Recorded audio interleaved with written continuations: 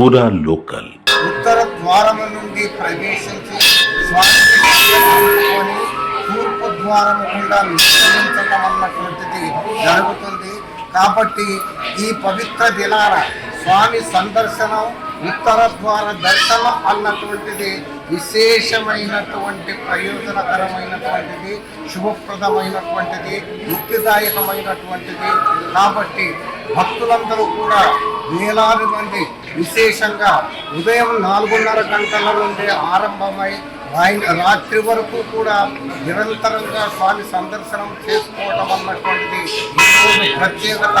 భక్తులందరూ కూడా ఆ విధంగా తమ యొక్క సందర్శనాన్ని స్వామికి సమర్పించుకొని ముక్తిని పొందుతున్నారు. ఇది విశేషమైనటువంటి ముక్కోటి ఏకాదశి వైభవము ఈ ఆలయంలో ఉన్నటువంటి ప్రత్యేకమైనటువంటి అంశంగా నేను తెలియజేస్తున్నాను. భక్తులకు ఏ విధంగా ఏర్పాట్లు చేశారు? భక్తులకు ఏర్పాటు ఉదయం 4:30 గంటలకే ఆరంభమవుతుంది. భక్తులందరూ కూడా వరుస క్రమంలో ఈ ఆలయంలో క్రమశిక్షణ అన్నటువంటి ప్రత్యేకంగా ఉంటాయి. వెంకటేశ్వర స్వామి ఆలయంలో నియమ నిబంధనలు, నిబద్ధత, క్రమశిక్షణ ఇవన్నీ కూడా 3% అమలుపరచడం జరుగుతుంది. 4:30 గంటల నుంచే భక్తులు క్యూ లైన్ను పాటించి వారంతా కూడా విచ్చేసి తొక్కిసలాట లేకుండా స్వామిని సందర్శించుకొని తూర్పు ద్వారం నుండి వెళుతూ ఉన్నారు.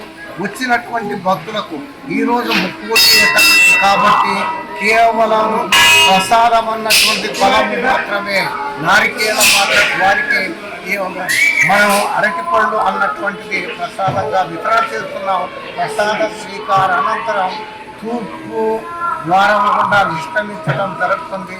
భక్తులందరికీ కూడా క్రమశిక్షణాబద్ధంగా రావడానికి కావాల్సినటువంటి ఏర్పాట్లు అన్నటువంటివి, నియమ నిబంధనలు అన్నటువంటివి, సూచనలు అన్నటువంటివి ప్రత్యేకంగా ధర్మకర్తల మండలి సభ్యులైనటువంటి వారు ఏర్పాటు చేశారు, సూచనలు చేస్తున్నారు. వాటినన్నింటినీ కూడా క్రమబద్ధీకరిస్తున్నారు. ఇక్కడ కూడా కుటుంబ లేకుండా, ఇబ్బంది లేకుండా భక్తులందరూ కూడా స్వామి సందర్శనం చేసుకుంటున్నారు, ముక్తికి పాల్గొంటున్నారు. ఇది విశేషమైనటువంటి అంశంగా నేను వ్యక్తం చేస్తున్నాను. అభివృద్ధి